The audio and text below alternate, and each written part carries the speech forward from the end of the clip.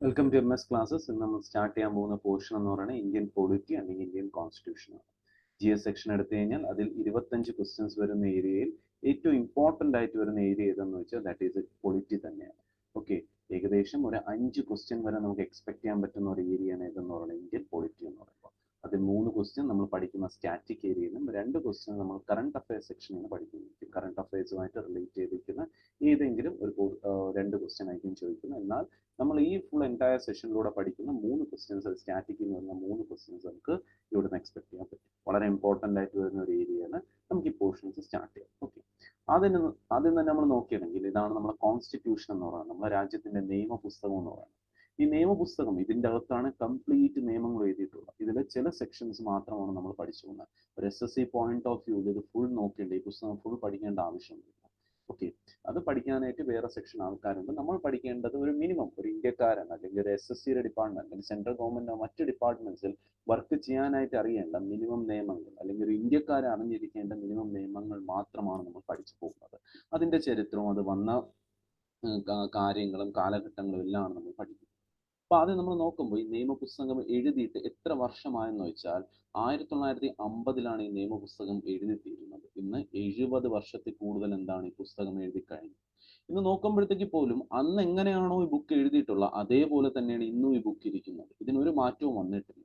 അപ്പൊ അങ്ങനെ മാറ്റം വരാതിരുന്നത് ഓക്കെ, എന്തുകൊണ്ടാണ് ഈ ബുക്ക് ഇന്നും അതേ ഒരു ഫ്രഷ്നെസ്സോടെ ഇരിക്കാനുള്ള കാര്യം എങ്ങനെയാണെന്ന് വെച്ചാൽ ഇത് ഇന്ത്യൻ പാർലമെന്റിലാണ് ഈ ബുക്ക് എഴുതി സൂക്ഷിച്ചിട്ടുള്ളത്. നമ്മൾ പാർലമെന്റിലോട്ട് കയറി ചെല്ലുമ്പോൾ അതിൽ ഫ്രണ്ട് ഡോറിൽ തന്നെ കഴിയുമ്പോഴത്തേക്കും ഒരു ഗ്ലാസ് ബോക്സിൻ്റെ അകത്ത് എന്താണ് ഈ കോൺസ്റ്റിറ്റ്യൂഷൻ ബുക്കിനെ അവിടെ സൂക്ഷിച്ചു വെച്ചിട്ടുണ്ട്. അപ്പൊ എന്തുകൊണ്ടാണ് ഈ ബുക്ക് ഒരിക്കലും ചെതലൊന്നും എടുക്കുക? നമ്മൾ ഒരു 5-6 വർഷം കഴിഞ്ഞ് സാധാരണ നമ്മളെ ബുക്കൊക്കെ നോക്കുമ്പോൾ എന്താണ് ചെതലെടുത്ത് പോകും. എന്നാൽ ഈ ബുക്കിന് ഒരു ചെതലോ 70 വർഷത്തിന് മുകളിലായി ഓക്കെ, ഇതിനൊരു ചെതലെടുക്കുകയൊന്നും സംഭവിച്ചിട്ടില്ല. അപ്പൊ അങ്ങനെ വരാതിരിക്കാനുള്ള കാരണം എന്തെന്ന് വെച്ചാൽ ഇതിന് വെറുതെ ഒരു ഗ്ലാസ് ബോക്സിൻ്റെ അകത്തല്ല അടച്ചു വെച്ചിട്ടുള്ള, ആ ഗ്ലാസ് ബോക്സിൻ്റെ അകത്ത് ഒരു ഗ്യാസിനെ കടത്തി വിട്ടിട്ടുണ്ട്. ഒരു ഗ്യാസിന് പരീക്ഷ ചോദിച്ചിട്ടുണ്ട്, ഏത് gas, which gas is filled inside the glass box where constitution of India is kept. Indian constitution വെച്ചിട്ടുള്ള ആ ബോക്സിൻ്റെ അകത്ത് ഏത് ഗ്യാസിനെയാണ് സ്റ്റോർ ചെയ്തിട്ടുള്ളതെന്ന് ചോദിച്ചാൽ that is a helium gas. നിങ്ങളിത് നോട്ട് ചെയ്ത് വെച്ചോ, ബുക്കിന്റെ സൈഡിൽ. ഇതൊക്കെ സ്റ്റാറ്റിക് ആയിട്ട് വരുന്ന ഏരിയയാണ്, അത് സൈഡിൽ എഴുതിക്കോ. അപ്പൊ നമ്മളുടെ കോൺസ്റ്റിറ്റ്യൂഷൻ ബുക്ക് സൂക്ഷിച്ചിരിക്കുന്ന കാര്യമാണ് ഞാൻ പറഞ്ഞത്. ഹീലിയം ഗ്യാസ് ഫിൽ ചെയ്ത ഒരു ചേംബർ അല്ലെങ്കിൽ ഒരു ഗ്ലാസ് ബോക്സിന്റെ അകത്താണ് കോൺസ്റ്റിറ്റ്യൂഷൻ സൂക്ഷിച്ചിട്ടുള്ളത്. ഇനി കംപ്ലീറ്റ് ഈ നിയമപുസ്തകമാണ് നമ്മൾ പഠിക്കാൻ പോകുന്നത്. അതിന്റെ കംപ്ലീറ്റ് ഒരു പഠനം ഫുള്ളായിട്ട് നമുക്ക് പഠിക്കേണ്ട ആവശ്യമില്ല. ബേസിക് ആയിട്ടുള്ള കാര്യം പഠിക്കുമ്പോഴത്തേക്കും നമ്മൾ പൊളിറ്റി സെക്ഷൻ കംപ്ലീറ്റ്. വളരെ വാസ്റ്റ് ആയിട്ടുള്ള സെക്ഷനും ഏറ്റവും ഇമ്പോർട്ടൻ്റ് ആയിട്ടുള്ള സെക്ഷനുമാണ് ഇതെന്ന് പറയുന്നത് ഇന്ത്യൻ പൊളിറ്റി എന്ന് പറയുന്നത്. അപ്പോൾ നമുക്ക് സ്റ്റാർട്ട് ചെയ്യാം. എന്താണ് കോൺസ്റ്റിറ്റ്യൂഷൻ? ഓക്കെ, നോക്കാം. നമ്മൾ കോൺസ്റ്റിറ്റ്യൂഷനെ കുറിച്ച് പറയുന്നതിന് മുമ്പ് നിങ്ങൾ ആദ്യം ആലോചിച്ച് നോക്കുമ്പോൾ ലോകത്ത് പൊതുവെ 3 തരത്തിലുള്ള രാജ്യങ്ങൾ നമുക്ക് കാണാൻ പറ്റും. ഓക്കെ, അല്ലെങ്കിൽ ഏതൊരു രാജ്യമായിക്കോട്ടെ അതിന് ആ 3 രീതിയിലായിരിക്കും ഭരിക്കുന്നത്. ഓക്കെ, നോക്കാം. ഒന്നെങ്കിൽ ഒരു രാജ്യത്ത് ഒരു ഡെമോക്രസി, രണ്ടാമതെന്ന് പറയുന്നത് അവിടെ മിലിറ്ററി കൂപ്പായി, മൂന്നാമതെന്ന് പറയുന്നത് അവിടെ മൊനാർക്കി ആയിരിക്കും. അപ്പൊ നമ്മൾ ലോകരാജ്യങ്ങളെല്ലാം എടുത്തു കഴിഞ്ഞാൽ അതിൽ 3 തരത്തിലുള്ള ഭരണമാണ് ഏറ്റവും കൂടുതൽ നമുക്ക് കാണാൻ പറ്റുന്നത്. ഒന്നെങ്കിൽ ഡെമോക്രസി ഭരണം. നമ്മുടെ രാജ്യമാണ് അതിൽ ഏറ്റവും നല്ല എക്സാമ്പിൾ എന്ന് പറയുന്നത് ഇന്ത്യ. ഡെമോക്രസി ഭരിക്കുന്ന ഒരു രാജ്യമാണ്. എങ്ങനെയാണ് ഡെമോക്രസി എന്ന് പറയുമ്പോഴത്തേക്കും നമ്മൾ ഇലക്ഷന് പോയി ചെന്ന് നമ്മൾ വോട്ട് ചെയ്ത് നമുക്ക് ഇഷ്ടപ്പെട്ട ഒരു ഗവൺമെന്റിനെ നമ്മൾ എന്താണ് ജയിപ്പിച്ച് കൊണ്ടുവരുന്നത്. അതിനെയാണ് എന്ത് പറയുന്നത്? Democracy system. ഈ ലോകത്തെ ഏറ്റവും നല്ല സിസ്റ്റം ഏതെന്ന് ചോദിച്ചാൽ ജനങ്ങളാൽ തിരഞ്ഞെടുക്കപ്പെട്ടു വരുന്ന ഒരു സിസ്റ്റമാണ് ഡെമോക്രസി. അതാണ് ഏറ്റവും നല്ല സിസ്റ്റം എന്നറിയപ്പെടുന്നത്. ഇനി നോക്കാം രണ്ടാമത്തെ സിസ്റ്റം. ഡെമോക്രസിയെ കുറിച്ച് കുറച്ചുകൂടി മനസ്സിലാവാൻ 2-3 സിസ്റ്റം നമ്മൾ നോക്കുമ്പോഴത്തേക്ക് നമുക്ക് മനസ്സിലാവും. രണ്ടാമത്തെ സിസ്റ്റം എടുത്താൽ അത് മൊനാർക്കി സിസ്റ്റമാണ്. മൊനാർക്കി സിസ്റ്റം എന്ന് പറയുമ്പോൾ രാജാവ്, കിങ്ങിന്റെ റൂൾ വരുന്നു. ഓക്കെ, രാജാവ് അവിടെ ഭരിക്കും. ഒരു രാജാവ് അവിടെ നിന്ന് ജനങ്ങളെ ഭരിച്ചതിന് ശേഷം എന്നാണോ ആ രാജാവിന്റെ കാലം കഴിയുമ്പോൾ ആ രാജാവിന്റെ മകനാണ് അടുത്ത രാജാവായിട്ട് അവിടെ ഭരിക്കാൻ പറ്റുന്നത്. പിന്നെ അദ്ദേഹത്തിന്റെ കാലം കഴിയുമ്പോൾ അദ്ദേഹത്തിന്റെ മകനാണ് രാജാവായിട്ട് അടുത്ത ഭരിക്കാൻ പറ്റുന്നത്. അങ്ങനെ ഒരു ഫാമിലി, ഒരു പരമ്പര മാത്രം ഭരിച്ചു പോകുന്നതാണ് മൊനാർക്കിയൽ റൂൾ എന്ന് നമ്മൾ പറയും. അവിടെ ജനങ്ങൾക്ക് വേറെ അവകാശമൊന്നുമില്ല. എന്ത് രാജാവ് പറയുന്നുണ്ടോ അത് കേട്ടവിടെ ജീവിക്കുക, അത് മാത്രമാണ് ജനങ്ങളുടെ അവകാശം എന്ന് പറയുന്നത്. ഇനി ഏറ്റവും നല്ല എക്സാമ്പിൾ ആയിട്ട് നമുക്ക് പറയാൻ പറ്റും UAE, സൗദി അറേബ്യ. ഇതെല്ലാം എന്താണ് ഇതിന്റെ ബെസ്റ്റ് എക്സാമ്പിൾ ആയിട്ടുള്ള രാജ്യം. ഓക്കെ, ഇനി മൂന്നാമത്തെ സിസ്റ്റം നോക്കിക്കഴിഞ്ഞാൽ that is A military form of government. എന്താണ് മിലിറ്ററി ഫോം ഓഫ് ഗവൺമെന്റ് എന്ന് പറയുന്നത്? പറയുമ്പോൾ ഏതെങ്കിലും ഒരു രാജ്യം ഉണ്ടായിക്കോട്ടെ, ആ രാജ്യത്തിന് ഒരു പ്രസിഡന്റും പ്രൈം മിനിസ്റ്റർ എല്ലാം കാണും. ആ പ്രസിഡന്റിനെയും പ്രൈം മിനിസ്റ്ററിനെയും പിടിച്ച് ജയിലിലിട്ടിട്ട് അവിടുത്തെ മിലിറ്ററി ഹെഡ്, അവിടുത്തെ മിലിറ്ററി ചീഫോ ഹെഡോ വന്നിട്ട് എന്ത് ചെയ്യും, ആ രാജ്യം ഭരിക്കും. അപ്പോൾ നമ്മൾ അവിടെ എന്ത് പറയും, അവിടെ മിലിറ്ററി കൂപ്പ് നടന്നു, അല്ലെങ്കിൽ പട്ടാള ഭരണം വന്നു. അതിന് ഏറ്റവും നല്ല എക്സാമ്പിൾ ആയിട്ട് ഇന്ത്യയുടെ അയൽ രാജ്യമാണ് മ്യാൻമാർ എന്ന് പറയുന്നത്. ഓക്കെ, മ്യാൻമാറിൽ ഏത് കൈൻഡ് ഓഫ് ഗവൺമെന്റ് ഇപ്പം കാണാൻ പറ്റുന്നതെന്ന് വെച്ചാൽ that is military coup kind of government ആണ് കാണുന്നത്. അവിടെ നിന്ന് മാറണമെന്ന് തീരുമാനിക്കുന്നത് ഈ മിലിറ്ററി ആൾക്കാർ തന്നെയാണ് തീരുമാനിക്കുന്നത്. ഓക്കെ, നമ്മൾ മാറിയിട്ട് ഇനി നോർമലായിട്ട് ഡെമോക്രസി വരട്ടെ, അല്ലെങ്കിൽ മൊനാർക്കി വരട്ടെ, എന്ത് വേണം അവർക്ക് കൊണ്ടുവരാം, അതിനെല്ലാം തീരുമാനം എടുക്കുന്ന മിലിറ്ററി. ഓക്കെ, അപ്പോൾ രണ്ട് സിസ്റ്റം നോക്കിയല്ല, സെക്കൻഡും തേർഡിനും ജനങ്ങൾക്ക് വലിയ അവകാശങ്ങൾ ഒന്നുമേ ഇല്ല. എന്നാൽ ആദ്യം നമ്മൾ കണ്ട ഡെമോക്രസി, ഇവിടെ കംപ്ലീറ്റ് പവർ. ഇന്ത്യയിൽ ഏറ്റവും പവർഫുൾ ആരെന്ന് വെച്ചാൽ അതൊരിക്കലും ഇന്ത്യൻ പ്രസിഡന്റോ പ്രൈം മിനിസ്റ്ററോ സുപ്രീം കോടതി ജഡ്ജോ ആരുമില്ല. The most powerful person in India ആരെന്ന് വെച്ചാൽ അത് ജനങ്ങൾ തന്നെയാണ്. നമ്മളെ ഇഷ്ടമുള്ള ഒരു ഗവൺമെന്റിനെ നമുക്ക് കൊണ്ടുവരാം, നമുക്ക് ഇഷ്ടമില്ലാത്ത ഒരു ഗവൺമെന്റിനെ നമുക്ക് പിടിച്ച് മാറ്റി. That is why Indian people are called as the most powerful people in India എന്ന് പറയും. അപ്പൊ നിങ്ങൾക്ക് ക്ലിയർ ആയി. അപ്പൊ നമ്മൾ 3 കൈൻഡ് ഓഫ് ഗവൺമെന്റ് നോക്കി. നമ്മൾ ഡെമോക്രസി നോക്കി, നമ്മൾ മൊനാർക്കി നോക്കി, നമ്മൾ മിലിറ്ററി നോക്കി, മിലിറ്ററി കൂപ്പ് കൈൻഡ് ഓഫ്. ഇങ്ങനെ ഏത് കൈൻഡ് ഓഫ് ഗവൺമെന്റ് ആയിക്കോട്ടെ, ഇവർക്ക് എല്ലാവർക്കും ഭരിക്കണമെങ്കിൽ, ഓക്കെ, ഇപ്പൊ ഡെമോക്രസിയിൽ ഭരിക്കാൻ വരുന്ന ആൾക്കാർ, മൊനാർക്കിയിലും മിലിറ്ററിയിൽ ഭരിക്കാൻ വരുന്ന ആൾക്കാരായിക്കോട്ടെ, ഇവർക്ക് എന്ത് വേണം, നിയമങ്ങൾ അറിഞ്ഞിരിക്കണം. ഇവർ നമുക്ക് നിയമം പറഞ്ഞു തരണം.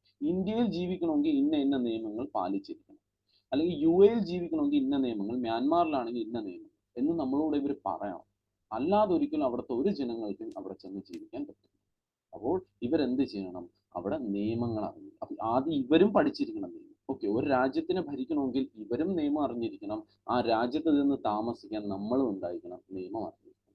അങ്ങനെ രണ്ട് സൈഡിൽ നിന്ന് നിയമം അറിഞ്ഞിരിക്കണം. ഈ നിയമത്തിനെല്ലാത്തിനെയും ഒരു പുസ്തകത്തിൽ എഴുതി വെക്കുമ്പോൾ, ഒരു ബുക്കിൽ എഴുതി വെക്കുമ്പോൾ അതിനെ നമുക്ക് എന്തെന്ന് വിളിക്കാൻ പറ്റും, കോൺസ്റ്റിറ്റ്യൂഷൻ എന്ന് വിളിക്കാൻ പറ്റും. So when a set of rules are written in a book, that can be called as a constitution. കുറേ നിയമങ്ങളെ ഒരു പുസ്തകത്തിൽ എഴുതി വെക്കുന്നതിന് നമുക്ക് കോൺസ്റ്റിറ്റ്യൂഷൻ എന്ന് വിളിക്കാം. അങ്ങനെ ലോകത്ത് ഏറ്റവും വലിയ കോൺസ്റ്റിറ്റ്യൂഷൻ, ഏറ്റവും കൂടുതൽ നിയമം എഴുതി വെച്ചിട്ടുള്ള കോൺസ്റ്റിറ്റ്യൂഷൻ ഏതെന്ന് വെച്ചാൽ ഇന്ത്യൻ കോൺസ്റ്റിറ്റ്യൂഷൻ. ഏറ്റവും വലുതാകുമ്പോൾ നമുക്ക് പഠിക്കാനും ഒരുപാട്. അതിനെക്കുറിച്ചാണ് നമ്മൾ ഇന്നിവിടെ പഠിക്കാൻ പോകുന്നത്. അപ്പോൾ ഇവിടെ നോക്കാം, എന്താണ് കോൺസ്റ്റിറ്റ്യൂഷൻ.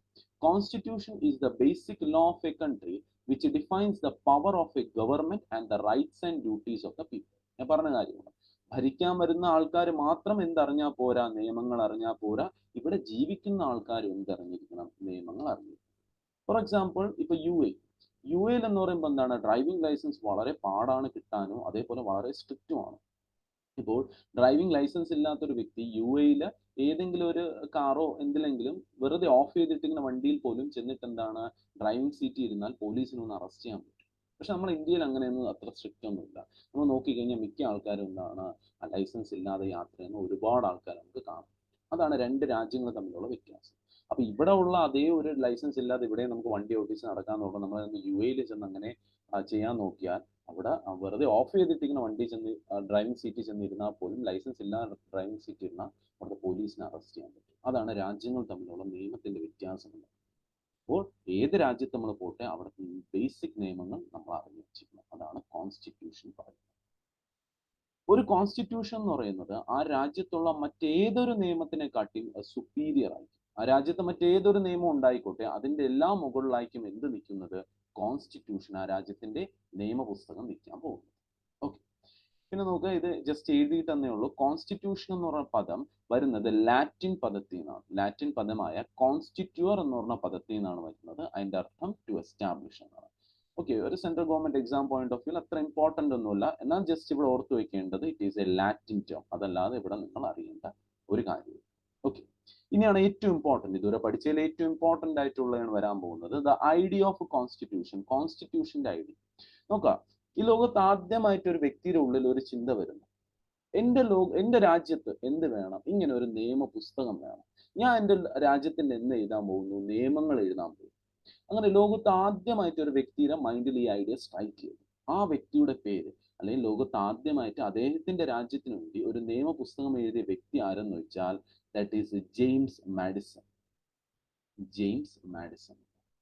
വേൾഡ് ഹിസ്റ്ററിയിൽ വളരെ ഇമ്പോർട്ടൻ്റ്, അമേരിക്കൻ റവല്യൂഷനിലൊക്കെ വളരെ ഇമ്പോർട്ടൻ്റ് ആയിട്ട് വരുന്ന വ്യക്തിയാണ് ജെയിംസ് മാഡിസൺ. അങ്ങനെ ഇദ്ദേഹം ഇരുന്ന് എന്ത് എഴുതുന്നു? അദ്ദേഹത്തിന്റെ രാജ്യത്തിന് വേണ്ടി ഒരു നിയമപുസ്തകം എഴുതുന്നു. അങ്ങനെ ഇദ്ദേഹം ഏത് രാജ്യത്തിന് വേണ്ടിയാണ് എഴുതിയെന്ന് വെച്ചാൽ USA, അമേരിക്കയുടെ കോൺസ്റ്റിറ്റ്യൂഷൻ. അങ്ങനെ ലോകത്ത് ആദ്യമായിട്ട് ഒരു കോൺസ്റ്റിറ്റ്യൂഷൻ വേണമെന്ന ഐഡിയ ഉണ്ടായ വ്യക്തി ആരെന്ന് വെച്ചാൽ ജെയിംസ് മാഡിസൺ. അതുമൂലം അദ്ദേഹം ഒരു കോൺസ്റ്റിറ്റ്യൂഷൻ എഴുതുന്നു. അത് ഏത് രാജ്യത്തിന്റെ എന്ന് വെച്ചാൽ അമേരിക്കയ്ക്ക് വേണ്ടി. അങ്ങനെ ലോകത്തെ ആദ്യത്തെ റിട്ടൺ കോൺസ്റ്റിറ്റ്യൂഷൻ, എഴുതിയ കോൺസ്റ്റിറ്റ്യൂഷൻ ഏത് രാജ്യത്തിന്റെ എന്ന് വെച്ചാൽ ദാറ്റ് ഈസ് ഓഫ് USA ആണ് വരുന്നത്. ഓക്കെ, അങ്ങനെ USA കോൺസ്റ്റിറ്റ്യൂഷൻ ജെയിംസ് മാഡിസൺ എഴുതിയുകൊണ്ട് ജെയിംസ് മാഡിസനെ എന്തെന്നാണ് അറിയപ്പെടുന്നത് വെച്ചാൽ he is called as a father of American constitution. American കോൺസ്റ്റിറ്റ്യൂഷന്റെ പിതാവ് എന്നറിയപ്പെടുന്ന വ്യക്തിയാണ് ആരെന്ന് പറയുന്നത്? ജെയിംസ് മാഡിസൺ എന്ന് പറയുന്നത്. ഓക്കെ, പിൽക്കാലത്ത് ഇദ്ദേഹം 4ാമത്തെ US പ്രസിഡന്റ് ഒക്കെ ആവുകയാണ് ചെയ്തത്. അത്രയും ഡീപ്പിലോട്ടൊന്നും പോകില്ല. ഇദ്ദേഹത്തിന്റെ പേരിൽ വളരെ ഇമ്പോർട്ടൻ്റ് ആയിട്ടുള്ള സ്റ്റേഡിയം ഒക്കെ ഉണ്ട്, മാഡിസൺ സ്ക്വയർ ഗാർഡൻ എന്ന് നോക്കുന്നത്. Madison square garden. ഓക്കെ, വളരെ ഇമ്പോർട്ടൻ്റ് ആയിട്ടുള്ള പല മാച്ചസ് എല്ലാം നടക്കുന്ന ഒരു സ്ഥലമാണ്. നൂറ്റാണ്ടിന്റെ മത്സരം എന്നൊക്കെ പറഞ്ഞാൽ 100 വർഷം കൂടുമ്പോൾ ബോക്സിംഗ് മത്സരമൊക്കെ നടക്കാറുണ്ട്. അതെല്ലാം നടന്നത് ലാസ്റ്റ് എവിടെയെന്ന് വെച്ചാൽ മാഡിസൺ സ്ക്വയർ ഗാർഡൻ എന്ന് വെച്ചാണ് നടന്നത്. ഓക്കെ, അപ്പൊ നോക്കുക, ഐഡിയ ഓഫ് കോൺസ്റ്റിറ്റ്യൂഷൻ, കോൺസ്റ്റിറ്റ്യൂഷന്റെ ഐഡിയ ഈ ലോകത്ത് ആദ്യമായിട്ട് കൊണ്ടുവന്ന രാജ്യം US. വ്യക്തി ആരെന്ന് വെച്ചാൽ ജെയിംസ് മാഡിസൺ. അപ്പോൾ അമേരിക്കയ്ക്ക് വേണ്ടി കോൺസ്റ്റിറ്റ്യൂഷൻ ചെയ്തുകൊണ്ട് അദ്ദേഹത്തിന് എന്തെന്ന് വിളിക്കുന്നു? ഫാദർ ഓഫ് അമേരിക്കൻ കോൺസ്റ്റിറ്റ്യൂഷൻ എന്ന് വിളിക്കുന്നു. ഇത്രയും ക്ലിയർ ആയെന്ന് വിശ്വസിക്കുന്നു. ഓക്കെ, നമുക്കിനി മുമ്പിലോട്ട് പോകാം. നമ്മൾ കുറച്ച് നേരം അമേരിക്കൻ കോൺസ്റ്റിറ്റ്യൂഷനെ കുറിച്ച് അറിയുന്നത്.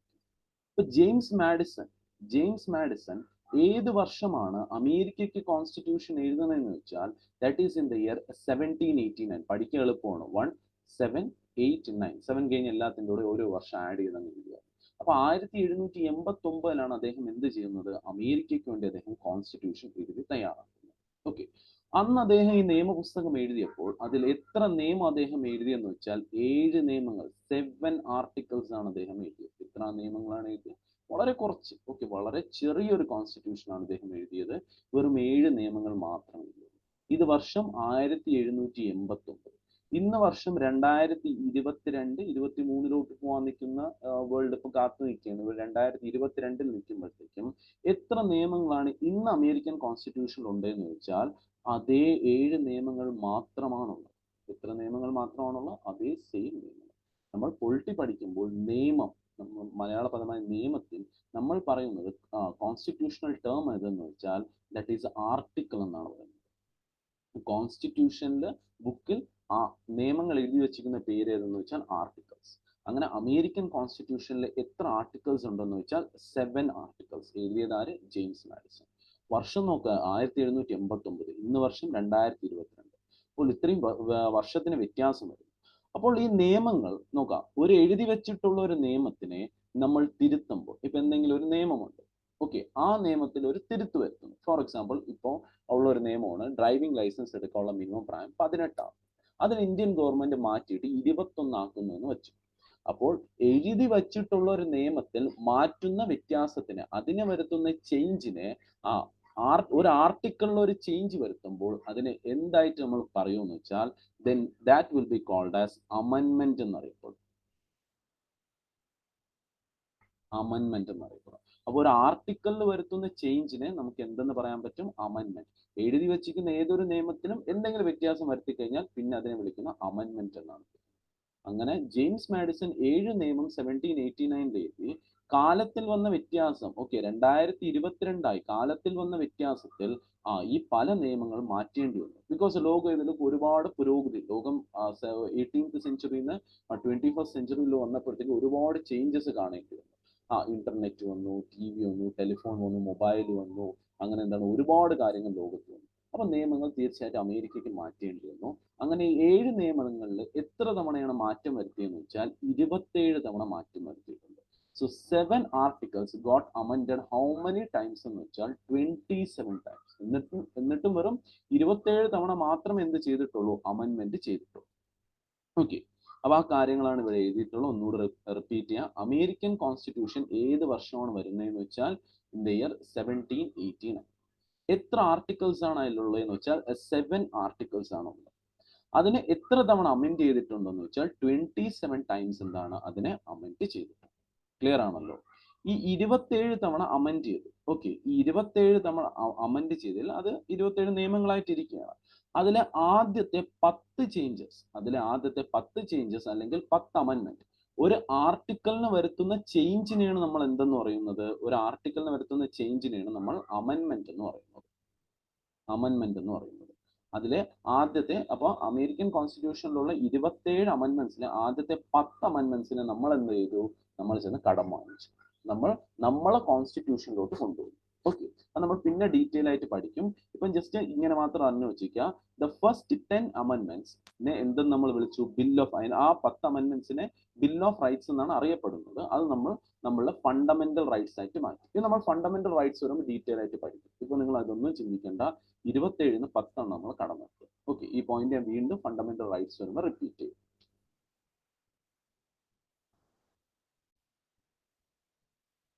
നോക്കുക, അമേരിക്കൻ കോൺസ്റ്റിറ്റ്യൂഷൻ പറഞ്ഞു വെറും 7 നിയമങ്ങൾ മാത്രമുള്ളതാണ് ഏതെന്ന് പറയുന്നത്? അമേരിക്കൻ കോൺസ്റ്റിറ്റ്യൂഷൻ എന്ന് പറയുന്നത്.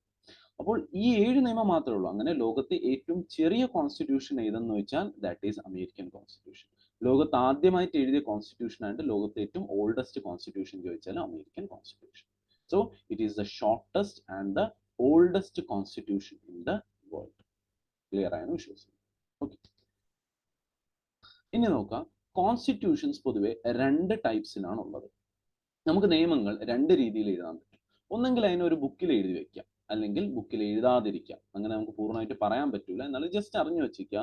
കോൺസ്റ്റിറ്റ്യൂഷനെ 2 രീതിയിൽ നമുക്ക് പറയാൻ പറ്റും. One is A written constitution and the other is unwritten constitution. Written constitution and the other is unwritten constitution.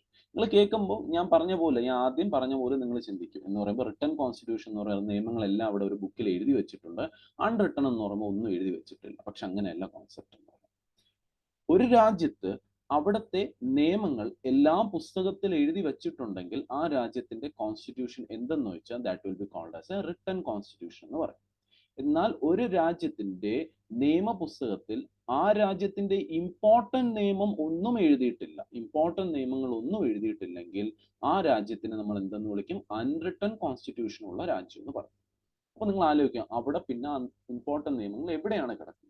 ആ രാജ്യത്തിന്റെ ഇമ്പോർട്ടന്റ് ലോസ് അല്ലെങ്കിൽ ആർട്ടിക്കിൾസ് എവിടെയാണ് സൂക്ഷിച്ചിരിക്കുന്നതെന്ന് വെച്ചാൽ അവിടെ എഴുതി വെച്ചിട്ടുള്ള ഈ നിയമങ്ങളെ കാട്ടിയും അവിടെ എന്തിനാണ് ഇമ്പോർട്ടൻസ് കൂടുതൽ എന്ന് വെച്ചാൽ ആ രാജ്യത്തെ രാജാവോ റാണിയോ പറയുന്ന ഒരു സ്റ്റേറ്റ്മെന്റ്, ആ രാജ്യത്ത് ഏതെങ്കിലും ട്രഡീഷൻസ്, കാലങ്ങളായിട്ട് കൊണ്ടുവരുന്ന ആചാരങ്ങൾ, ഏതെങ്കിലും കൺവെൻഷൻസ്. ഫോർ എക്സാമ്പിൾ ബ്രിട്ടൻ എടുക്കാം. ബ്രിട്ടൻ എന്ന് പറയുന്ന രാജ്യം നമ്മൾ എടുത്തു കഴിഞ്ഞാൽ അവിടെ ഒരു നിയമപുസ്തകമുണ്ട്. ഓക്കെ, പക്ഷെ ആ നിയമപുസ്തകത്തിൽ എഴുതി വെച്ചിരിക്കുന്ന ആ നിയമത്തിനെ കാട്ടിയും അവർ ഇമ്പോർട്ടൻസ് കൊടുക്കുന്ന അവിടുത്തെ റാണിയോ രാജാവോ പറയുന്ന നിയമത്തിനാണ്.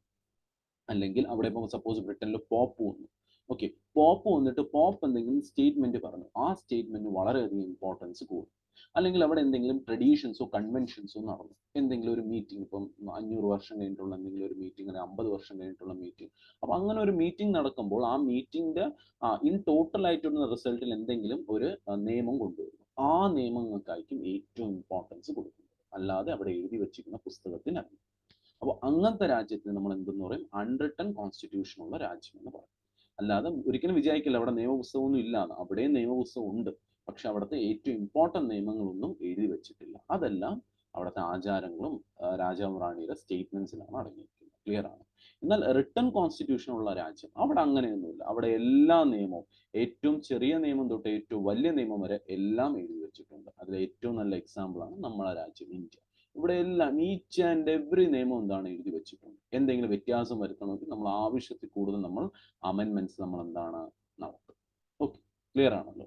അപ്പോൾ റിട്ടൺ കോൺസ്റ്റിറ്റ്യൂഷൻ എന്ന് പറയുമ്പോൾ basic principles are written in one or more documents. ഏറ്റവും നല്ല എക്സാമ്പിൾസ്, ഇവിടെ എക്സാമ്പിൾസ് ആണ് ചോദിക്കുന്നത്. എന്താണ് റിട്ടൺ, എന്താണ് അൺറിട്ടൺ എന്ന് ചോദിക്കില്ല. Examples India and US. Unwritten constitution എന്ന് പറയുമ്പോൾ major part of the important laws are in unwritten form. ഇവിടെ എഴുതി വെച്ചിട്ടില്ല. ഓക്കെ, ഇവിടെ എന്തിനാണ് importance? For customs, conventions, traditions. Okay, അതിനൊക്കെയാണ് ഇമ്പോർട്ടൻസ് കൂടുതൽ. ഇവിടെ എക്സാമ്പിൾസ് വളരെ ഇമ്പോർട്ടൻ്റ് ആണ്. ഓക്കെ, എക്സാമ്പിൾ വരുന്നതാണ് ഈ ആദ്യം പറഞ്ഞ ബ്രിട്ടൻ. ഓക്കെ, നിങ്ങൾ ഏത് ചേർത്തോണം? ബ്രിട്ടൻ. Then north Korea. എന്നാൽ പരീക്ഷയ്ക്ക് ഇവർ രണ്ടുപേരെക്കാട്ടും ഏറ്റവും ഇമ്പോർട്ടൻ്റ് ആയിട്ട് പരീക്ഷയ്ക്ക് വന്നിട്ടുള്ള അൺറിട്ടൺ കോൺസ്റ്റിറ്റ്യൂഷന്റെ എക്സാമ്പിൾ വരുന്ന രാജ്യമാണ് ഇസ്രായേൽ. ഈ 3 രാജ്യത്തിൽ കൂടുതൽ പഠിക്കേണ്ട ആവശ്യമില്ല. അപ്പൊ അൺറിട്ടൺ കോൺസ്റ്റിറ്റ്യൂഷൻ ഉള്ള 3 രാജ്യങ്ങൾ ഏതൊക്കെയെന്ന് വെച്ചാൽ Britain, north Korea and Israel എന്നാണ്. ഓക്കെ, ഈ മൂന്നും നോട്ട് ചെയ്യും. ഇനി നമ്മൾ കുറച്ച് ഇന്ത്യൻ കോൺസ്റ്റിറ്റ്യൂഷനെ കുറിച്ച് നമ്മൾ എന്താണ് കുറച്ച് ഫാക്ട്സ് അറിയണം. അതിന് നമുക്ക് കുറച്ച് വേൾഡ് ഫാക്ട്സ് നമ്മൾ അറിഞ്ഞിരിക്കണം. ഓക്കെ, വേൾഡ് ഇന്ത്യൻ കോൺസ്റ്റിറ്റ്യൂഷന്റെ ഫാക്ട്സിനെ കുറിച്ച് പോണതിന് മുമ്പ് നമുക്ക് കുറച്ച് വേൾഡ് ഫാക്ട്സ്, ഈ ഫാക്ട്സ് ഇവിടെ പറഞ്ഞില്ലെങ്കിൽ ഒരിടത്തും പറയാൻ പറ്റാത്ത കുറച്ച് ഫാക്ട്സ് ആണ്, അതാണ് നമ്മൾ പഠിക്കാൻ പോകുന്നത്. നോക്കാം, നമ്മൾ അറിയപ്പെടുന്ന ഒരു രാജ്യമാണ്. ഇപ്പൊ നോക്കാം, ലോകത്ത് ആദ്യമായിട്ട് ഡെമോക്രസി എവിടെ വന്നു? ലോകത്ത് ആദ്യമായിട്ട് ഡെമോക്രസി, നമുക്കറിയാം ഇന്ത്യ ഒരു ഡെമോക്രറ്റിക് രാജ്യമാണ്. എന്താണ് ഡെമോക്രസി എന്ന് പറഞ്ഞു? ജനങ്ങൾ പോയി തിരഞ്ഞെടുക്കപ്പെടുന്ന ഒരു ഗവൺമെന്റ് ജനങ്ങളെ ഭരിക്കാൻ വരും, അങ്ങനത്തെ രാജ്യത്തിന് ഡെമോക്രസി എന്ന് പറയും. ഓക്കെ, അങ്ങനെ ലോകത്ത് ആദ്യമായിട്ട് ഡെമോക്രസി എവിടെ വന്നതെന്ന് വെച്ചാൽ ദാറ്റ് ഈസ് ഇൻ ഗ്രീസ്. ഗ്രീസിലാണ് ആദ്യമായിട്ട് എന്ത് വരുന്നത്? ഡെമോക്രസി വരുന്നത്. ഗ്രീസിലാണ് ആദ്യമായിട്ട് ഡെമോക്രസി വരുന്നത്. അതുകൊണ്ട് തന്നെ ഗ്രീസിന് എന്തെന്നാണ് അറിയപ്പെടുന്നത്? Cradle of democracy. Cradle of democracy, ഡെമോക്രസിയുടെ തൊട്ടിൽ എന്നറിയപ്പെടുന്ന രാജ്യമാണ് ഏതെന്ന് പറയുന്നത്? ഗ്രീസ് എന്ന് പറയുന്നത്. ഓക്കെ, അപ്പോൾ ഗ്രീസിന്റെ തലസ്ഥാനം ഏതെന്ന് വെച്ചാൽ ദാറ്റ് ഈസ് ഏഥൻസ് ആണ്. ഏഥൻസിനെ ലാൻഡ് ഓഫ് ഒളിമ്പിക്സ് എന്നൊക്കെ നമ്മൾ വിളിക്കും. Land of Olympics, static G കെക്ക് ജസ്റ്റ് പറഞ്ഞത് ലാൻഡ് ഓഫ് ഒളിമ്പിക്സ് എന്നൊക്കെ അറിയപ്പെടുന്നത്. അത്രയും ഇമ്പോർട്ടന്റ് ആയിട്ടുള്ള സ്ഥലമാണ് ഏതെന്ന് പറയുന്നത്? ഗ്രീസും ഏഥൻസ് എന്നൊക്കെ.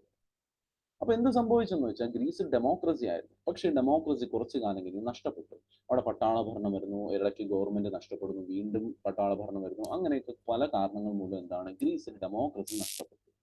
നോക്കാം, അപ്പൊ ഈ ചോദ്യം ഇവിടെ ശ്രദ്ധിച്ചോണം, പറയുന്ന കാര്യങ്ങൾ ശ്രദ്ധിച്ചോണം. ലോകത്ത് ആദ്യമായിട്ട് ഡെമോക്രസി വന്ന രാജ്യം ഗ്രീസാണ്, പക്ഷെ ഗ്രീസിൽ പിൽക്കാലത്ത് ഡെമോക്രസി നഷ്ടപ്പെട്ടു പോയി. ഗ്രീസിനെ അറിയപ്പെടുന്ന ക്രാഡൽ ഓഫ് ഡെമോക്രസി എന്നൊക്കെ അറിയപ്പെടും. പക്ഷേ ഒരിക്കൽ ഡെമോക്രസി വന്നിട്ട് പിന്നെ ഒരിക്കലും ഡെമോക്രസി നഷ്ടപ്പെടാത്ത രാജ്യമാണ് ബ്രിട്ടൻ എന്ന് പറയുന്നത്. ഏതാണ്? ബ്രിട്ടൻ, അല്ലെങ്കിൽ നമ്മൾ എന്തെന്ന് വിളിക്കും? യു കെ എന്ന് വിളിക്കും. ബ്രിട്ടൻ അല്ലെങ്കിൽ U K. So the land of modern democracy. Okay, the land of modern democracy, the land of modern democracy എന്നറിയപ്പെടുന്നത് ഏതെന്ന് വെച്ചാൽ ദാറ്റ് ഈസ് ബ്രിട്ടൻ ആണ്. The land of modern democracy. ആദ്യമായിട്ട് ഗ്രീസിൽ ഡെമോക്രസി വന്നു, പക്ഷെ എന്താ നിന്നില്ല, കുറച്ചു കാലം കഴിഞ്ഞ് നഷ്ടപ്പെട്ടു. പിന്നെ കുറച്ചു കാലം കഴിഞ്ഞ് ബ്രിട്ടനിൽ വന്നു, പക്ഷെ ബ്രിട്ടന് വന്നിട്ട് ഒരിക്കലും നഷ്ടപ്പെട്ടിട്ടില്ല. So the oldest surviving democracy ഉള്ള രാജ്യം ഏതാണ്? The country which is called as the oldest surviving country in democracy. ഡെമോക്രസിയിൽ ഏറ്റവും ഓൾഡസ്റ്റ് സർവൈവിംഗ് രാജ്യം ഏതെന്ന് വെച്ചാൽ ദാറ്റ് ഈസ് ബ്രിട്ടൻ ആണ്. അപ്പൊ ബ്രിട്ടന്റെ അവിടെ എഴുതിക്കോണം, oldest democracy surviving country. Oldest democracy surviving country. Democracy ഇന്നുമുള്ള ഏറ്റവും തുടക്കത്തിൽ തുടങ്ങിയ ശേഷം ഇന്ന് വരെ നഷ്ടപ്പെട്ടിട്ടില്ല, ദാറ്റ് ഈസ് ബ്രിട്ടൻ ആണ്. ഓക്കെ, എന്നാൽ ഒരിക്കൽ ആദ്യം തുടങ്ങിയത് ഗ്രീസിലാണ്. ആദ്യം തുടങ്ങിയവരെ നമ്മൾ മറന്നുകൂടാ, ഏറ്റവും കൂടുതൽ കാലം നിന്നവരെ മറന്നുകൂടാ. രണ്ട് ക്വസ്റ്റ്യനും വളരെ ഇമ്പോർട്ടന്റ് ആയിട്ട് വരും. ക്ലിയർ ആണല്ലോ? അതുകൊണ്ട് തന്നെ ബ്രിട്ടൻ നോക്കാം, ഗ്രീസിനെ ക്രാഡൽ ഓഫ് ഡെമോക്രസി എന്ന് വിളിക്കുമെങ്കിൽ ബ്രിട്ടനെ ലാൻഡ് ഓഫ് മോഡേൺ ഡെമോക്രസി എന്ന് വിളിക്കും. അത് ഇനി മറ്റൊരു ചോദ്യമാണ്, ഓൾഡസ്റ്റ് ഡെമോക്രസി സർവൈവിംഗ് കൺട്രി. രണ്ട് നോട്ട് ചെയ്തത്. ഓക്കെ, അങ്ങനെ വരുമ്പോഴത്തേക്കും ഈ മോഡേൺ ഡെമോക്രസി എന്ന് പറയുന്നത് ഒരു ബൈബിൾ ഓഫ് മോഡേൺ ഡെമോക്രസി, ആധുനിക ഡെമോക്രസിയുടെ ബൈബിൾ എന്നറിയപ്പെടുന്ന ഒരു പുസ്തകമാണ്. ഓക്കെ, ഇംഗ്ലണ്ടിനെ ബേസ് ചെയ്തിട്ടുള്ള പുസ്തകം അങ്ങനെയൊന്നുമില്ല. മോഡേൺ ഡെമോക്രസിക്ക് വളരെയധികം വ്യത്യാസമുണ്ട്. ആദ്യം ഡെമോക്രസി ഇതൊക്കെ പൊളിറ്റിക്കൽ സയൻസിൽ പഠിക്കുന്നതാണ്. നമ്മൾ central government exam point of വ്യൂവിൽ ഇത്രയും ഡീപ്പായിട്ട് നോക്കണ്ട. എന്നാലും ഞാൻ പറയുന്നത് ഡെമോക്രസിക്ക് പല ടൈപ്പും ഉണ്ട്. ഏൻഷ്യൻ ഡെമോക്രസി ഉണ്ട്, മോഡേൺ ഡെമോക്രസി ഉണ്ട്. ഏൻഷ്യൻ ഡെമോക്രസി മോഡേൺ ഡെമോക്രസി തമ്മിൽ ഒരുപാട് വ്യത്യാസം, കാലം ഒരുപാട് ചേഞ്ചസ് കൊണ്ടുവന്നു. ഇന്ന് ആരും ഏൻഷ്യൻ ഡെമോക്രസി ഒന്നും പഠിക്കാറില്ല, മോഡേൺ ഡെമോക്രസി മാത്രമാണ് പഠിക്കുന്നത്. ഓക്കെ, അപ്പോൾ മോഡേൺ ഡെമോക്രസി നമ്മൾ നോക്കിക്കഴിഞ്ഞാൽ അതിന്റെ ബൈബിൾ എന്നറിയപ്പെടുന്ന പുസ്തകമാണ് സോഷ്യൽ കോൺട്രാക്ട് എന്ന് പറയും. ഏതാണ് പുസ്തകം? Social contract. എഴുതിയ വ്യക്തിയുടെ പേര് റൂസേവ് എന്ന് പറയും. വളരെ ഫേമസ് ആയിട്ടുള്ള ഒരു റൈറ്ററാണ് റൂസേവ് എന്ന് പറയും. റൂസേവ് എഴുതിയ പുസ്തകം സോഷ്യൽ കോൺട്രാക്ട് ആണ് എന്തെന്നറിയപ്പെടുന്ന ബൈബിൾ ഓഫ് മോഡേൺ ഡെമോക്രസി എന്നറിയപ്പെടും. ഓക്കെ, ഇനി നോക്കുക, ഡെമോക്രസി ഞാൻ പറഞ്ഞു ജനങ്ങൾ പോയി തിരഞ്ഞെടുക്കുന്ന ഒരു സിസ്റ്റമാണ് ഡെമോക്രസി എന്ന് പറയുന്നത്. ഡെമോക്രസിയും രണ്ട് തരത്തിലുണ്ട്. That is A direct democracy and indirect democracy. Direct democracy and indirect democracy. എന്താണ് ഇതിന്റെ വ്യത്യാസം? ഇത് ഒറ്റ ചോദ്യമാണ് ഇവിടുന്ന് വരുന്നത്. എക്സാമ്പിൾ ഓഫ് ഡയറക്റ്റ് ഡെമോക്രസിക്ക് ഒരു രാജ്യം എക്സാമ്പിൾ സ്ഥിരം പരീക്ഷ ചോദിക്കുന്നത്. നോക്കാം, എന്താണ് ഡയറക്റ്റ് ഡെമോക്രസിയും ഇൻഡയറക്റ്റ് ഡെമോക്രസിയും തമ്മിലുള്ള വ്യത്യാസം ഞാൻ പറഞ്ഞുതരാം. ഇത് നോക്കാം, നമ്മളെ ഗവൺമെന്റ്, ഇപ്പൊ നമ്മുടെ രാജ്യത്ത് നിയമം തയ്യാറാക്കാനുള്ള ഏറ്റവും അധികാരമുള്ള ബോഡി എന്ന് വെച്ചാൽ പാർലമെന്റ് ആണ്, അല്ലെങ്കിൽ സെൻട്രൽ ഗവൺമെന്റ് ആണ് എപ്പോഴും നിയമം പുറത്തിറക്കുന്നത്. ഇപ്പൊ ഗവൺമെന്റ്, സെൻട്രൽ ഗവൺമെന്റ് എന്തെങ്കിലും നിയമം പുറത്തിറക്കുമ്പോൾ നമ്മൾ കൂടെ ചോദിക്കാറുണ്ട്, ഇപ്പൊ സിറ്റിസൺഷിപ്പ് അമെൻമെന്റ് ആക്ട് കൊണ്ടുവന്നു. നമ്മളോട് ചോദിച്ചു നിയമം നമ്മൾ പുറത്തെടുക്കട്ടെ, നമ്മൾ പുറത്ത് കൊണ്ടുവരാൻ പോകണം അല്ലെങ്കിൽ പബ്ലിഷ് ചെയ്യാൻ പോകണം, ജനങ്ങൾ അവരുടെ അഭിപ്രായം ഒന്ന് പറഞ്ഞു എന്ന് പറഞ്ഞ് നമ്മളോട് ചോദിച്ചു? ഒരിക്കലും ചോദിച്ചിട്ടില്ല. ഓക്കെ. എന്നാൽ ലോകത്ത് ചില രാജ്യങ്ങളുണ്ട്, അവിടെ ഈച്ച് ആൻഡ് എവരി നിയമം അവിടുത്തെ ഗവൺമെന്റ് കൊണ്ടുവരുമ്പോൾ എന്താണ്, നമ്മളെ കൂടെ ചോദിക്കും എന്താണ് ജനങ്ങൾ പറയുന്നത്. ഓക്കെ. അവർ ആ നിയമം പുറത്ത് കൊണ്ടുവരാൻ പോകുന്ന ഒന്നെങ്കിൽ ഒരു പബ്ലിക് ഹോളിഡേ ഒരു ദിവസം തീരുമാനിക്കും.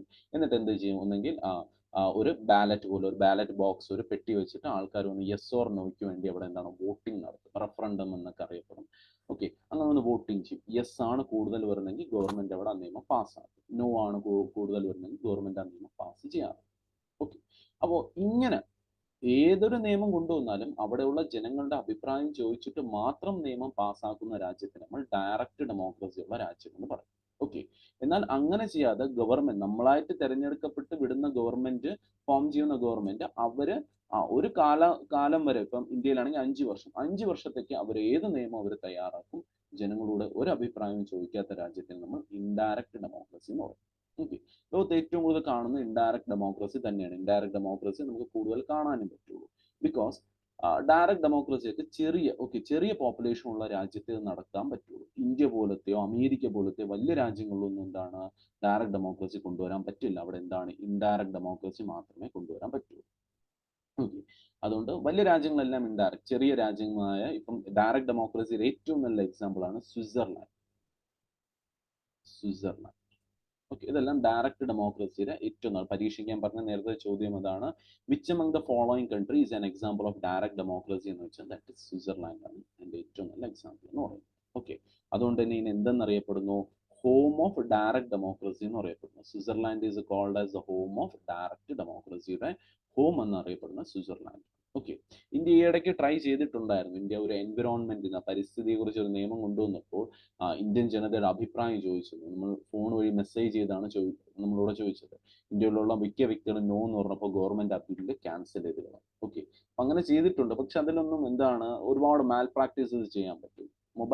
മൊബൈലിലൂടെ നമ്മൾ മെസ്സേജ് ചെയ്ത് അഭിപ്രായം അറിയിക്കുന്നതും നമ്മൾ പോയി ചെന്ന് വോട്ട് ചെയ്യുന്നതും തമ്മിൽ വ്യത്യാസം. ഓക്കെ. ഇന്ത്യ പോലെ ഹ്യൂജ് ഒരു 140 കോടി അടുപ്പിച്ച് നിൽക്കുന്ന പോപ്പുലേഷൻ പോലത്തെ രാജ്യത്തിൽ ഒരേ നിയമം പാസ്സാക്കാൻ നമ്മൾ പോയി വോട്ട് ചെയ്ത് വരുമ്പോഴത്തേക്ക് എന്ത് സമയമെടുക്കും ഒരു നിയമം പാസ്സാവാൻ. ഓക്കെ. അതുകൊണ്ട് ഇന്ത്യ പോലത്തെ രാജ്യത്ത് ഒരിക്കലും അത് പറ്റില്ല. അമേരിക്കയ്ക്ക് പറ്റുന്നില്ല, പിന്നെയാണ് ഇന്ത്യയിൽ. ഓക്കെ. ഇനി നോക്കാം, ഈ ലോകത്ത് ആദ്യമായിട്ട് നമ്മൾ നിയമപുസ്തകത്തിനെ കുറിച്ചൊക്കെ പഠിക്കുന്നു. കോൺസ്റ്റിറ്റ്യൂഷൻ എന്ന് പറയുന്നു. എന്നാൽ നിയമപുസ്തകത്തിന്റെ അകത്ത് അടങ്ങിയതാണ് നിയമം അല്ലെങ്കിൽ ആർട്ടിക്കിൾ അല്ലെങ്കിൽ ലോ എന്ന് പറയും. അങ്ങനെ ലോകത്ത് ആദ്യത്തെ നിയമം, ഓക്കെ, ലോകത്ത് ആദ്യമായിട്ട് വന്ന നിയമം ഏതെന്ന് ചോദിച്ചാൽ ദാറ്റ് ഈസ് ഹമ്മുറാബീസ് കോഡ് എന്ന് പറയും. ലോകത്ത് ആദ്യമായിട്ട് വന്ന നിയമം ഏതെന്ന് വെച്ചാൽ ദാറ്റ് ഈസ് ഹമ്മുറാബീസ് കോഡ് എന്ന് പറയും. എന്താണ് ഹമ്മുറാബീസ് കോഡ്? ഈ നിയമം പുറത്തിറക്കുന്ന വ്യക്തിയുടെ പേര് ഹമ്മുറാബി എന്ന് തന്നെയാണ്. ഈ നിയമം പുറത്തിറക്കിയ വ്യക്തിയുടെ പേര് ഹമ്മുറാബി. ആ നിയമം പറയുന്ന ഇതാണ്, കണ്ണിന് കണ്ണ്, പല്ലിന് പല്ല്. ഞാൻ ഇപ്പോൾ ഒരാളെ കണ്ണ് കുത്തിപ്പൊട്ടിച്ച് തിരിച്ച് എൻ്റെ കണ്ണ് കുത്തിപ്പൊട്ടിക്കും. ഞാൻ ഒരാളെ പല്ലടിച്ചിറക്കുക, തിരിച്ച് എൻ്റെ പല്ലടിച്ച് ഇളക്കുക. അതാണ് നിയമം എന്ന് പറയുന്നത്. ഈ നിയമം എഴുതിയ വ്യക്തി ആരെന്ന് വെച്ചാൽ ഹമ്മുറാബി. നിയമത്തിന്റെ പേര് Hammurabi's code. This was a first written law in the world. ഈ ലോകത്ത് ആദ്യമായിട്ട് എഴുതി വെച്ച ഒരു നിയമം ഏതെന്ന് വെച്ചാൽ ദാറ്റ് ഈസ് ഹമ്മുറാബീസ് കോഡ് ആണ്. ഓക്കെ. എഴുതി വെച്ച നിയമത്തിന് നമുക്ക് ഇന്ന് തെളിവ് നമുക്ക് കിട്ടുള്ളൂ, പ്രൂഫ് കിട്ടുള്ളൂ. എഴുതി വെക്കാത്ത നിയമത്തിന് നമുക്ക് എവിടെന്നെങ്കിലും പ്രൂഫ് കിട്ടുമോ? അക്കാലത്ത് ആൾക്കാർ തമ്മിൽ പറഞ്ഞിട്ടുള്ള വേറെ എന്തെങ്കിലുമൊക്കെ നിയമം കാണും ഇതിന് മുമ്പ് വന്ന്, പക്ഷെ അതിനൊന്നും പ്രൂഫ് ഇല്ലല്ലോ. എഴുതി വെച്ചിട്ടുള്ള നിയമത്തിൽ ആദ്യമായിട്ടും ഏറ്റവും പഴക്കമുള്ള നിയമം കിട്ടിയത് ഏതെന്ന് വെച്ചാൽ ദാറ്റ് ഈസ് ഹമ്മുറാബീസ് കോഡ് മാത്രമാണ്. ഓക്കെ. എന്നാൽ ഇന്ത്യയിൽ ആദ്യമായിട്ടൊരു നിയമം പറഞ്ഞത്, ഓക്കെ, ഇത് വേൾഡിലാണ് ആദ്യമായിട്ട് ഹമ്മുറാബി പറഞ്ഞത്. ഇന്ത്യയിൽ ആദ്യമായിട്ട് ഒരു നിയമം പറഞ്ഞ വ്യക്തി ആരെന്ന് വെച്ചാൽ കിങ് മനു രാജാവ്. ഓക്കെ. മനു എന്ന് പറയുന്ന രാജാവാണ് ഇന്ത്യയിൽ ആദ്യമായിട്ട് അദ്ദേഹം ഒരു നിയമം പറഞ്ഞു തന്നിട്ടുള്ളത്. ഓക്കെ. അദ്ദേഹം ഒരു പുസ്തകമൊക്കെ എഴുതുന്നു, നിങ്ങൾ കേട്ടിട്ടുണ്ടാക്കിയ മനുസ്മൃതി എന്ന് പറയും. ഓക്കെ. ഒരു വ്യക്തി എങ്ങനെ ജീവിക്കണം എന്ന് പറയുന്ന പുസ്തകമാണ് മനുസ്മൃതി എന്ന് പറയും. ഓക്കെ. മനുസ്മൃതി വായിച്ച് അതുപോലെ ജീവിക്കാൻ വളരെ ടഫാണ്. ഒരുപാട് നമ്മൾ പലതും സാക്രിഫൈസ് ഒക്കെ ചെയ്ത് പോവേണ്ടതാണ് മനുസ്മൃതി വായിച്ച് അതുപോലെ ജീവിക്കണമെന്ന് വെച്ചാൽ. അതുകൊണ്ട് പക്ഷെ ആ പുസ്തകം അത് കംപ്ലീറ്റ് നിയമ പുസ്തകമാണ്. അത് എഴുതിയ വ്യക്തി ആരെന്ന് വെച്ചാൽ കിങ് മനു ആണ്. ഓക്കെ. അപ്പോൾ first law giver in the world അല്ല, ഇൻ ഇന്ത്യ ആണ്. ഓക്കെ. ഇന്ത്യയിലെ ആദ്യത്തെ ലോ ഗീവർ ആരെന്ന് വെച്ചാൽ ദാറ്റ് ഈസ് കിങ് മനു ആണ്. കിങ് മനു ആണ്. വേൾഡിൽ ആരെന്ന് വെച്ചാൽ that is Hammurabi scholar. Okay.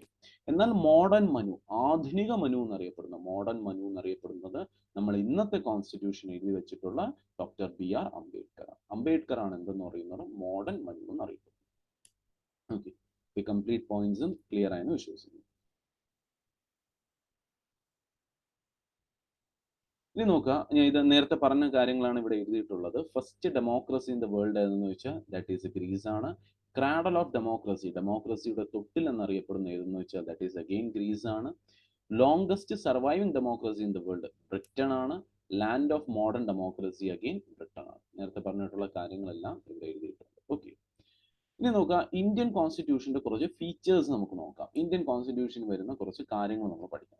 ഞാൻ പറഞ്ഞു ലോകത്തെ ഏറ്റവും ചെറിയ കോൺസ്റ്റിറ്റ്യൂഷൻ, നിങ്ങൾ പറയാ മനസ്സിലെങ്കിലും പറയാം, ലോകത്തെ ഏറ്റവും ചെറിയ കോൺസ്റ്റിറ്റ്യൂഷൻ ഏതെന്ന് വെച്ചാൽ ദാറ്റ് ഈസ് അമേരിക്കൻ കോൺസ്റ്റിറ്റ്യൂഷൻ. ലോകത്ത് ആദ്യമായിട്ട് എഴുതിയ കോൺസ്റ്റിറ്റ്യൂഷൻ ഏതെന്ന് വെച്ചാൽ that is again American constitution. Okay.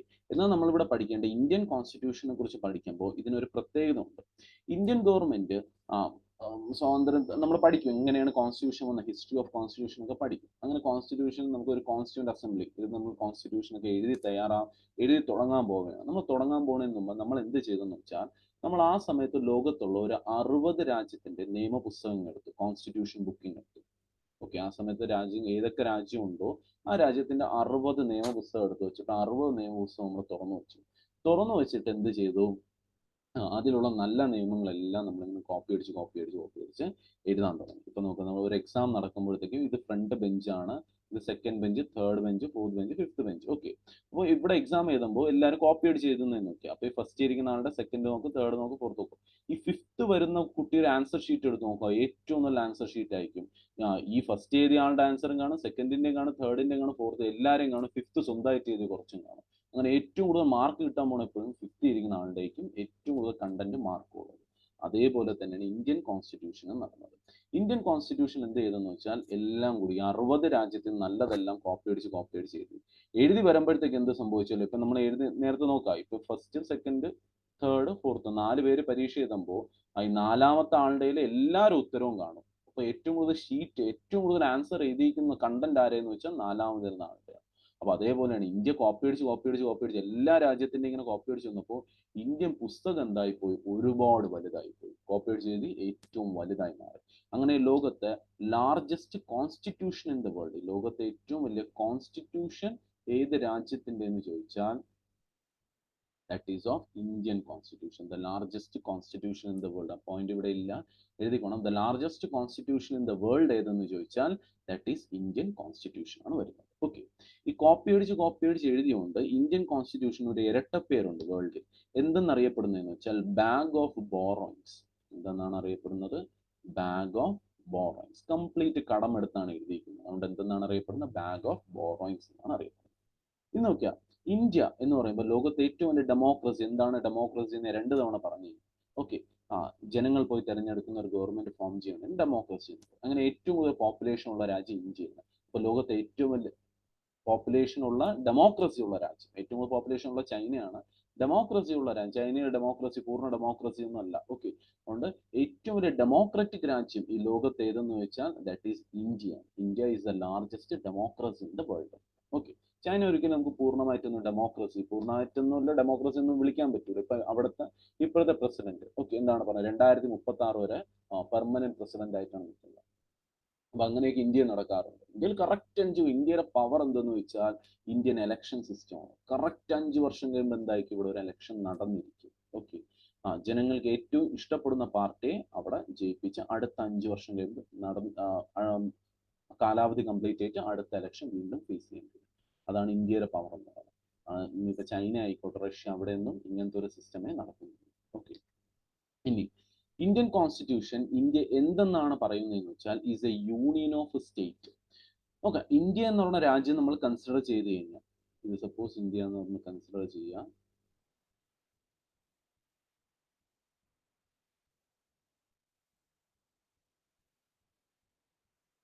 Okay. Suppose India നമ്മൾ കൺസിഡർ ചെയ്ത് കഴിഞ്ഞാൽ, ഇന്ത്യ എന്നുള്ള രാജ്യം എടുത്തു കഴിഞ്ഞാൽ ഇപ്പൊ ഇവിടെ കേരളം വരും, തമിഴ്നാട് വരും, കർണാടക വരും, ആന്ധ്ര വരും, ഓക്കെ, തെലങ്കാന, ഇവിടെ ഒഡീഷ, ഗുജറാത്ത്, മഹാരാഷ്ട്ര, ഇങ്ങനെ സ്റ്റേറ്റ്സ് പോകും. ഈ ഇത്രയും സ്റ്റേറ്റ്സ്, എത്ര സ്റ്റേറ്റ്സ് ഉണ്ടെന്ന് വെച്ചാൽ ഇന്ന് ഇന്ത്യയുടെ കണക്ക് പ്രകാരം 28 സ്റ്റേറ്റ്സ് എന്താണ് ഇവിടെ കാണപ്പെടും. ഈ 28 സ്റ്റേറ്റ്സും ഇന്ത്യയിൽ ഒരു അഗ്രിമെന്റ് എഴുതി ഒന്നുമല്ല ആരും ജോയിൻ ചെയ്തിട്ടുള്ളത്. ഇപ്പൊ കേരളം ഒരു അഗ്രിമെന്റ് എഴുതി കൊടുക്കുകയല്ല, ഞാൻ ഇന്ത്യയിൽ ഇത്ര വർഷത്തോളം നിൽക്കാം, എനിക്ക് എന്തെങ്കിലും ഇഷ്ടപ്പെടാതിരുന്നാൽ കേരളം എന്താ ഇന്ത്യയിൽ നിന്ന് മാറി പൊക്കണം എന്നൊന്നും ഒരിക്കലും പറഞ്ഞു. അല്ലെങ്കിൽ ഗുജറാത്ത് എന്തെങ്കിലും അഗ്രിമെന്റ് ഒപ്പിട്ടിട്ടല്ല നിൽക്കുന്നത്. ഈ ഇന്ത്യ എന്ന് പറയുന്ന രാജ്യം ഈ 28 സ്റ്റേറ്റ്സ് ഒരുമിച്ച് ചേർന്ന് ഫോം ചെയ്തു. അല്ല, ഇന്ത്യ എന്ന് പറയുന്ന ഒരു രാജ്യം പണ്ടേ ഉണ്ടായിരുന്നിട്ട് അതിൽ വന്ന് ഓരോ സ്റ്റേറ്റ്സ് ആയിട്ട് ഇങ്ങനെ ജോയിൻ ചെയ്തതല്ല.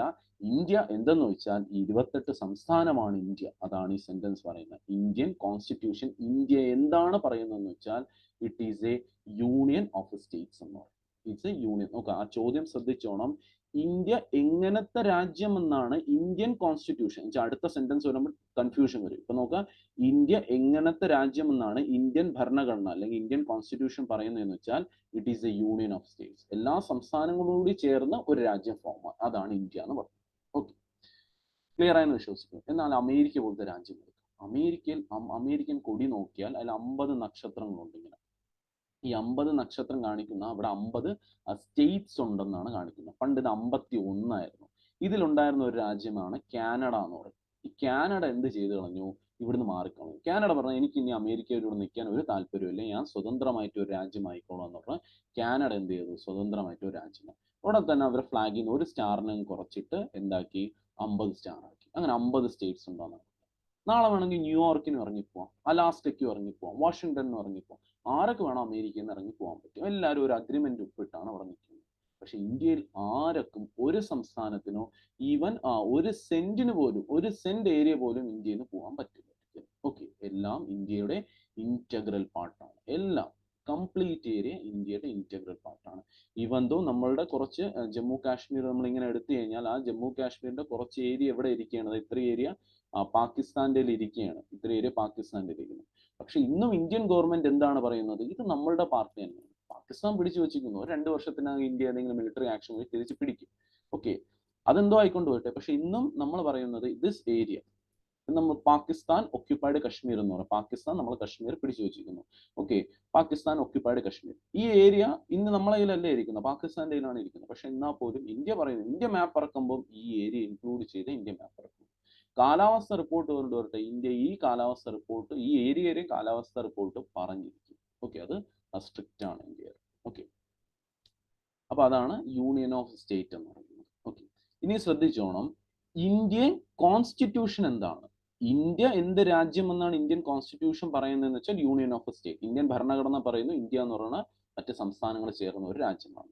എന്നാൽ ഇന്ത്യൻ കോൺസ്റ്റിറ്റ്യൂഷൻ എങ്ങനത്തെ കോൺസ്റ്റിറ്റ്യൂഷൻ എന്ന് വെച്ചാൽ it is A quasi federal എന്ന് പറയും. നോക്കാം, ഫെഡറൽ എന്ന് പറയുമ്പോൾ സെന്ററിന്, ഇപ്പൊ അമേരിക്കയിൽ സെന്ററിന് ഒരുപാട് പവറാണ്, സംസ്ഥാനങ്ങളിൽ പവർ കുറവാണ്. അവിടെ സ്റ്റേറ്റ്സിന് പവർ കുറവാണ്. അവിടുത്തെ പാർലമെന്റ് സ്റ്റേറ്റ്സിന് പവർ കുറവും സെന്ററിന് ഒരുപാട് പവറും കിട്ടും. അങ്ങനത്തെ രാജ്യത്തെ നമ്മൾ ഫെഡറൽ രാജ്യം എന്ന് പറയും. ഇപ്പൊ ഇന്ത്യ എടുക്കാം. ഇന്ത്യയിൽ ഒരു സെൻട്രൽ ഗവൺമെന്റ് ഉണ്ട്. കേന്ദ്രം ഭരിക്കാൻ സെൻട്രൽ ഗവൺമെന്റ്, സംസ്ഥാനം ഭരിക്കാൻ സംസ്ഥാന ഗവൺമെന്റ് ഉണ്ട്. ഓക്കെ, ഇപ്പൊ കേരളത്തിൽ കേരള ഗവൺമെന്റ് ഉണ്ട്, ഇന്ത്യയിൽ സെൻട്രൽ ഗവൺമെന്റ് ഉണ്ട്. അപ്പൊ രണ്ടുപേരും ഭരിക്കുകയാണ്. പക്ഷെ ഇവിടെ നമ്മളിപ്പോ സപ്പോസ് ഇതേ കേസാണ് അമേരിക്കയിൽ നോക്കിക്കഴിഞ്ഞാൽ അമേരിക്കയ്ക്ക് ഒരു സെൻട്രൽ ഗവൺമെന്റ് ഉണ്ട്, സ്റ്റേറ്റ് ഗവൺമെന്റ്. പക്ഷെ അവിടുത്തെ സെൻട്രൽ ഗവൺമെന്റ് വളരെ സ്ട്രോങ്ങും സ്റ്റേറ്റ് ഗവൺമെന്റിന് വളരെ അത്ര സ്ട്രോങ് അല്ല, വളരെ വീക്ക് ആയിട്ടുള്ള ഒരു ഗവൺമെന്റ് ആണ് ഇവിടെ നിൽക്കുന്നത്. പക്ഷെ ഇന്ത്യയിൽ അങ്ങനെയല്ല. ഇന്ത്യയിൽ ഫുള്ളായിട്ട് നോക്കാൻ ഒരു സെൻട്രൽ ഗവൺമെന്റ് ഉണ്ട്, സ്റ്റേറ്റ് ഗവൺമെന്റ് ഉണ്ട്. ഇവിടെ നമ്മൾ നോക്കുമ്പോൾ ഒരു മുൻതൂക്കം സെൻട്രൽ ഗവൺമെന്റ് തന്നെയാണ്. എന്ന് വെച്ചാൽ സ്റ്റേറ്റ് ഗവൺമെന്റ് പവർ കുറവൊന്നുമില്ല. ആ സ്റ്റേറ്റ്, ഇപ്പൊ കേരളത്തിന്റെ കാര്യം തീരുമാനിക്കും, ഇവിടെ കേരള ഗവൺമെന്റ് ഉണ്ട്. അതിൽ പൂർണ്ണമായിട്ട് കൈയേറാൻ സെൻട്രൽ ഗവൺമെന്റിന് പറ്റൂല. ഓക്കെ, ഇപ്പൊ എന്തെങ്കിലും കോൺസ്റ്റിറ്റ്യൂഷന്റെ അഗേൻസ്റ്റ്, ഇപ്പൊ കേരള ഗവൺമെന്റ് കോൺസ്റ്റിറ്റ്യൂഷന്റെ അഗേൻസ്റ്റ് വളരെ എന്തെങ്കിലും വലിയ കാര്യമൊക്കെ ഇങ്ങനെ ചെയ്യണമെങ്കിൽ മാത്രം സെൻട്രൽ വന്ന് ഇടപെടും. അല്ലാതെ വെറുതെ കയറി സെൻട്രലിന് കയറി ഇടപെടാൻ പറ്റില്ല. ഓക്കെ, പക്ഷെ അമേരിക്കയിൽ അങ്ങനെയല്ല. ഏതെങ്കിലും ഒരു സ്റ്റേറ്റിന് കയറി സെൻട്രലിന് കംപ്ലീറ്റ് ഡോമിനൻസ് കാണിക്കാൻ പറ്റും. അപ്പോൾ സെൻട്രലിന് ഓവർ പവർ കിട്ടുന്ന രാജ്യങ്ങൾ നമ്മൾ ഫെഡറൽ രാജ്യങ്ങൾ എന്ന് പറയും. എന്നാൽ സെൻട്രലിനും സ്റ്റേറ്റിനും ഒരേപോലെ പവർ, എന്നാൽ ഒരു ശകലം, ഒരു കൈയെങ്കിലും കൂടുതൽ പവർ സെൻട്രലിന് കിട്ടുന്ന രാജ്യങ്ങൾ നമ്മൾ ക്വാസി ഫെഡറൽ രാജ്യങ്ങൾ പറയും. അപ്പൊ ഇന്ത്യൻ ഭരണഘടന എഴുതി വെച്ചിരിക്കുന്നു, ഇന്ത്യൻ കോൺസ്റ്റിറ്റ്യൂഷൻ വായിച്ചു നോക്കുമ്പോൾ നമുക്ക് മനസ്സിലാവും സെൻട്രൽ ഗവൺമെന്റിന് ശകലം, ഓക്കെ, ഒരു 51:49 ratio, 51:49 ratio. Okay, central is to state എടുത്തു കഴിഞ്ഞാൽ ഒരു പിടിയെങ്കിലും കൂടുതൽ ആർക്ക് പവർ ഉണ്ട്? സെന്ററിന് പവർ ഉണ്ട്. എന്നാൽ അമേരിക്ക പോലത്തെ ഒരു രാജ്യം എടുത്ത് അവിടെ ഒരു 70 to 30 ഒക്കെ 70% പവർ സെന്ററിന്, സ്റ്റേറ്റിന് ഒരു 30% മാത്രമേ കാണൂ. ഡിഫറൻസ് മനസ്സിലായോ? അപ്പൊ ഇന്ത്യ ഒരു കോസി ഫെഡറൽ രാജ്യമാണ്. അപ്പൊ ലോകത്ത് ആരാണ് ആദ്യമായിട്ട് ഇന്ത്യ ഒരു കോസി ഫെഡറൽ രാജ്യം എന്ന് പറഞ്ഞതെന്ന് വെച്ചാൽ KC വേറെ. KC വേറെ എന്ന് പറഞ്ഞ വ്യക്തിയാണ് പറഞ്ഞത് Indian constitution is a quasi federal എന്ന് പറഞ്ഞ വ്യക്തി ആരെന്ന് വെച്ചാൽ KC വേറെയാണ് പറഞ്ഞിട്ടുള്ളത്. ഇനി ഇന്ത്യയിൽ എങ്ങനത്തെ ഗവൺമെന്റ് എന്ന് വെച്ചാൽ പാർലമെന്ററി സിസ്റ്റം ഓഫ് ഗവൺമെന്റ്. ലോകത്ത് 2 ടൈപ്പ് ഗവൺമെന്റ് നമുക്ക് കാണാൻ പറ്റുള്ളൂ. One is a parliamentary system of government, രണ്ടാമത് presidency system of government. Presidency system of government നോക്കാം. പ്രസിഡന്റിന് ഒരുപാട് പവർ കിട്ടുന്ന രാജ്യത്തിന് നമ്മൾ പ്രസിഡൻസി ഫോം ഓഫ് ഗവൺമെന്റ് എന്ന് പറയും. അമേരിക്ക പ്രസിഡന്റിന് ഒരുപാട് പവറാണ്, പാർലമെന്റിന് പവർ കുറവാണ്. ഇന്ത്യയിൽ അങ്ങനെയല്ല. ഇന്ത്യയിൽ പ്രസിഡന്റ് എന്ന് പറയുന്ന ഒരു നോമിനൽ ഹെഡ്, പേരിനൊരു തലവൻ മാത്രമാണ് പ്രസിഡന്റ് എന്ന് പറയുന്നത്. നമുക്ക് കുറച്ച് കഴിഞ്ഞ് പഠിക്കും, അപ്പോൾ മനസ്സിലാവും ഇന്ത്യ എന്തുകൊണ്ടാണ് പാർലമെന്ററി. ഇവിടെ ഏറ്റവും പവർ ആർക്കെന്ന് വെച്ചാൽ തീർച്ചയായിട്ടും പാർലമെന്റിന് തന്നെയാണ് വരുന്നത്. ഇന്ത്യയിൽ എന്ത് ഫോം ഓഫ് ഗവൺമെന്റ് എന്ന് വെച്ചാൽ പാർലമെന്ററി സിസ്റ്റം ഓഫ് ഗവൺമെന്റ്. ഇപ്പൊ നമുക്ക് ഒന്നും മനസ്സിലായില്ലെങ്കിൽ ഇത്ര മാത്രം ഓർത്ത് വെച്ചിരിക്കുക, India establishes A parliamentary system of government. ബാക്കി നമുക്ക് പിന്നെ പഠിക്കാം എന്താണ് പാർലമെന്റ് ഇത്രയും പവർ, പ്രസിഡന്റിന് പവർ ഇല്ലാത്ത, ഇതെല്ലാം നമുക്ക് ഡീറ്റെയിൽ ആയിട്ട് പിന്നെ പഠിക്കാം. ഓക്കെ, അപ്പൊ ഇത് ഇത്രയാണ് ബേസിക് കോൺസെപ്റ്റ്സ് എന്ന് പറയുന്നത്. ഇനി അഡീഷണൽ ആയിട്ട് കുറച്ചുകൂടി ഫാക്ട്സ് ഉണ്ട്, അത് നമ്മൾ എവിടെ പഠിക്കും? മേക്കിംഗ് ഓഫ് ഇന്ത്യൻ കോൺസ്റ്റിറ്റ്യൂഷൻ പഠിക്കും. ഓക്കെ, ഇന്ത്യൻ കോൺസ്റ്റിറ്റ്യൂഷൻ തീർന്നിട്ടില്ല, അഡീഷണൽ ഫാക്ട്സ് ഒരുപാടുണ്ട്. പക്ഷെ ഇത് ജസ്റ്റ് കോൺസ്റ്റിറ്റ്യൂഷൻ എന്തെന്ന് മാത്രം നമ്മൾ പറയുന്ന ഒരു സെഷനാണ്. ഓക്കെ, എന്താണ് ഭരണഘടന, എന്താണ് കോൺസ്റ്റിറ്റ്യൂഷൻ എന്ന് മാത്രം നമ്മൾ പഠിച്ചു. കോൺസ്റ്റിറ്റ്യൂഷന്റെ കംപ്ലീറ്റ് ചരിത്രം നമ്മൾ നോക്കി, എങ്ങനെയാണ് കോൺസ്റ്റിറ്റ്യൂഷൻ വന്നിട്ടുള്ളത്, അത് ആദ്യമായിട്ട് കൊണ്ടുവന്ന രാജ്യം നോക്കി, അതിന്റെ 2 ടൈപ്സ് നോക്കി. അത് കഴിഞ്ഞിട്ട് ഇന്ത്യൻ കോൺസ്റ്റിറ്റ്യൂഷൻ കുറച്ച് വേൾഡ് ലെവൽ ഫാക്ട്സ്, ഇത് ഇത്രയും മാത്രമാണ് നമ്മൾ പഠിച്ചിട്ടുള്ളത്. ഓക്കെ, ഇനി നമ്മൾ അടുത്ത സെഷനിലാണ് പൂർണ്ണമായിട്ടും ഇന്ത്യൻ കോൺസ്റ്റിറ്റ്യൂഷൻ പഠിക്കുന്നത്. ഓക്കെ, ഈ സെഷൻ കഴിഞ്ഞിട്ടുണ്ട്. Thank you.